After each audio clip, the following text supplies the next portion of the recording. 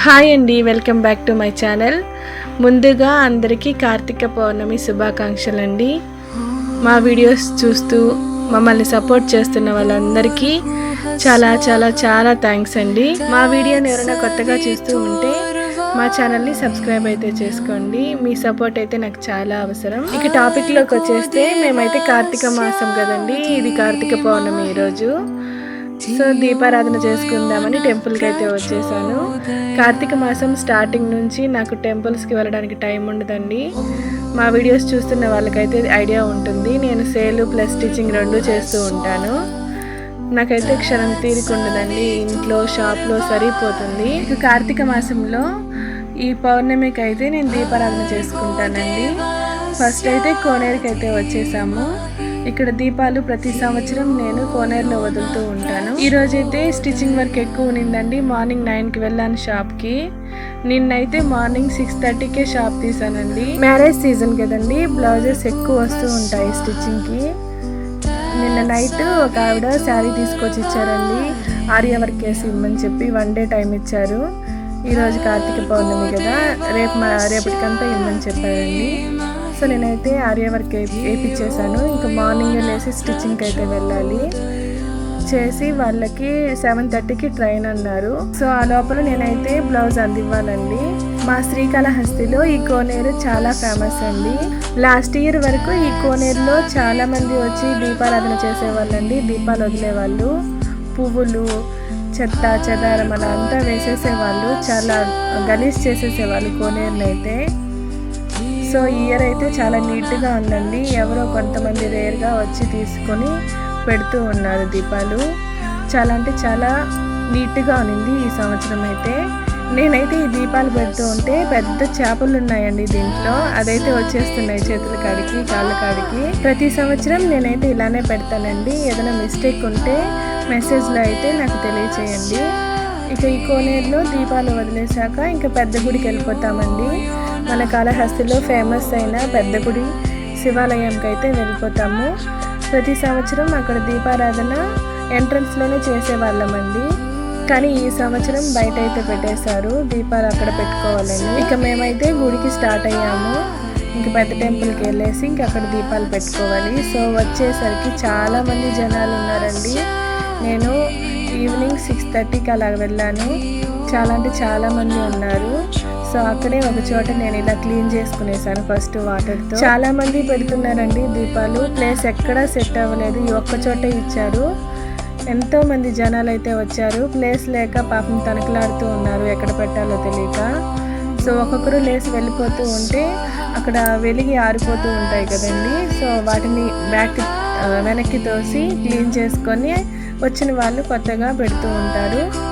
So నేను అలాగే చాలా వరకు వెయిట్ చేశానండి, 1/2 అవర్ దాకా వెయిట్ చేశాను ప్లేస్ కోసము. సో నాకైతే ప్లేస్ దొరికింది. ఇక నా పూజకి అయితే నేను స్టార్ట్ చేశానండి. ఫస్ట్ ఇలా బియ్యం పిండితో ముగ్గు అయితే వేస్తాను. ఆ తర్వాత పసుపు కుంకుమతో దాని మీదే ముగ్గులాగా వేస్తానండి. నేను ప్రతి సంవత్సరం ఇలానే చేస్తాను. ఈ వీడియో చూస్తున్న వాళ్ళు ఎంతమంది మా శ్రీకాళహస్తి టెంపుల్కి విజిట్ అయ్యారో కామెంట్ అయితే చేసేయండి. అండ్ లోకల్లో శ్రీకాళహస్తిలో ఉన్న వాళ్ళు ఎవరైనా ఈ వీడియో చూస్తూ ఉంటే ఓం నమః శివాయ అని కామెంట్ అయితే చేసేయండి. ఎందుకంటే నాకు తెలుస్తుంది కదండి మన వీడియోని ఎంతవరకు ఎవరెవరు చూస్తున్నారు అని. సో బయట అదర్ స్టేట్ చూస్తున్న వాళ్ళు కూడా ఓం నమః శివాయ అని ఊరి పేరు అయితే మెన్షన్ చేయండి. నా నుంచి అయితే ఈ ఒక్క రిక్వెస్ట్ అయితే అడుగుతున్నాను నేను.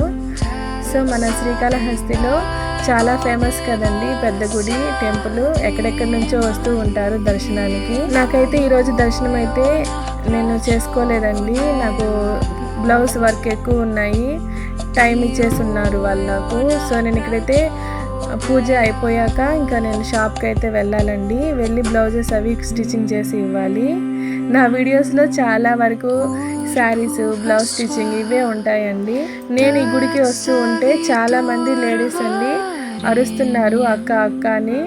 నాకైతే అస్సలు అర్థం కాలేదు, ఈ పక్క ఆ పక్క చూసుకుంటూ వచ్చాను. తీరా చూస్తే మన సబ్స్క్రైబర్లు అన్నారు. నాకైతే చాలా హ్యాపీగా ఫీల్ అయ్యాను. 1000 సబ్స్క్రైబర్స్కే ఇంతమంది ఫాలోవర్స్ ఉన్నారా నాకు అనిపించింది. చాలా అంటే చాలా థ్యాంక్స్ అండి. వాళ్ళతో నేను సరిగ్గా మాట్లాడిన కూడా లేదు, నాకు టైం లేదు అసలు. ఈ వీడియో చూస్తూ ఉంటే ప్లీజ్ ఏమీ అనుకోకండి. ఈరోజైతే ఈ దీపారాధన చేస్తానని నాకైతే డౌట్ వచ్చేసింది. ఎందుకంటే కరెక్ట్గా 4కి అలాగా వానైతే హెవీగా వానైతే పడిపోయిందండి. సో ఇంకా గుడికి వెళ్ళేదానికి కూడా లేదనుకున్నాను, కానీ ఎగ్జాక్ట్గా ఒక 1 అవర్ అలా వర్షం పడిందంటే తర్వాత ఆగిపోయింది. సో ఇదే ఛాన్స్ అని నేనైతే షాప్ క్లోజ్ చేసుకొని ఇంక రెడీ అయిపోయి మా పిల్లల్ని తీసుకొని టెంపుల్కి అయితే వచ్చేసాను. నేనైతే ఏదైనా సరే ఇట్లా 5గా పెడతానండి. 5 ఉసిరికాయలు, కోనేరులో వచ్చి 2 ఉసిరికాయలతో దీపం పెట్టాను. అండ్ ఇటు పెద్ద గుడిలో వచ్చి 5 ఉసిరికాయలతో దీపారాధన చేశాను. ఇది వచ్చి 365 ఒత్తులండి. ఇదొకటి తీసుకున్నాను టెంపుల్లోనే. 2 వచ్చి 100 రూపీస్ చెప్పారండి బయట. నేను గుడి లోపలికి వచ్చాక 2 వచ్చి 50 రూపాయలు చెప్పారు. సో లోకల్లో ఉంటూనే నేనే ఇలా ఏమరిపోయాను. బయట వాళ్ళైతే 100 చెప్పారండి 2. నేనైతే 50 రూపాయలు ఇచ్చి ఒకటి తీసుకున్నాను. అండ్ ఇది వచ్చి పంచముఖ ద్వీపం ఒకటి తీసుకున్నానండి. సో ప్రతి సంవత్సరం నేను ఇలానే పెడతాను.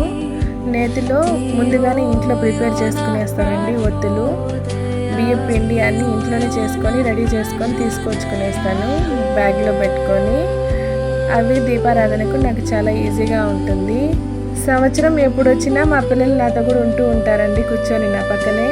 కానీ ఈ సంవత్సరం ప్లేస్ అయితే లేదు, నేను కూర్చోవడానికే తనకిలాడాను. ఇంకొంచెం ముందుగా ఈవినింగ్ టైంలో వచ్చి ఉండాలండి, కాకపోతే అప్పుడు ఇంకా ఎక్కువ జనాలు ఉంటారు. సో నేను ఎప్పుడు కానీ 6-6:30కి అలా వచ్చి పెడుతూ ఉంటాను దీపాలు. నేను ఇలా ఈరోజు ఈ స్థాయిలో ఉన్నాను అంటే నా కాళ్ళ మీద నేను నిలబడి నాకంటూ ఒక విలువని సంపాదించుకున్నాను అంటే దానికి కారణం మా వారే అండి. సో నాకు చాలా సపోర్ట్ చేస్తారు. ఒక మాటలో చెప్పాలి అంటే నా కోసం తన లైఫ్ని, తన కెరియర్ని వదులుకున్నారండి. మా వారు నా లైఫ్లోకి రాకముందు చాలా ప్రాబ్లమ్స్ చాలా ఫేస్ చేశానండి. నేను నా లైఫ్లోకి వచ్చాక చాలా అంటే చాలా హ్యాపీగా ఉన్నాను.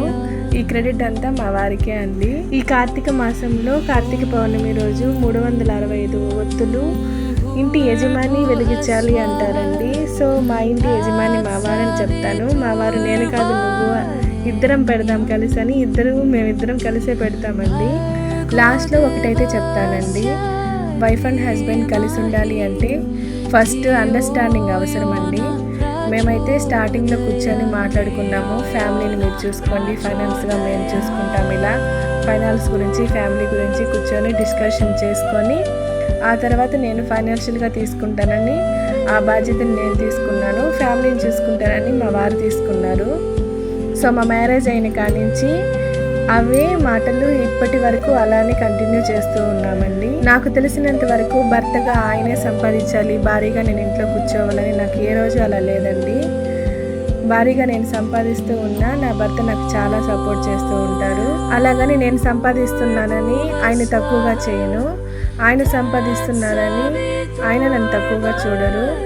సో మేము ఇలా అండర్స్టాండింగ్తోనే మాకు పెళ్ళైన కాడి నుంచి చాలా అంటే చాలా హ్యాపీగా ఉన్నామండి. దానికి కారణం నేను కొలిచే ముక్కోటి దేవతలండి. వాళ్ళు నా తోడుగా ఉన్నారని ప్రతి క్షణం ప్రతిరోజు నాకు తెలియజేస్తూనే ఉంటారు.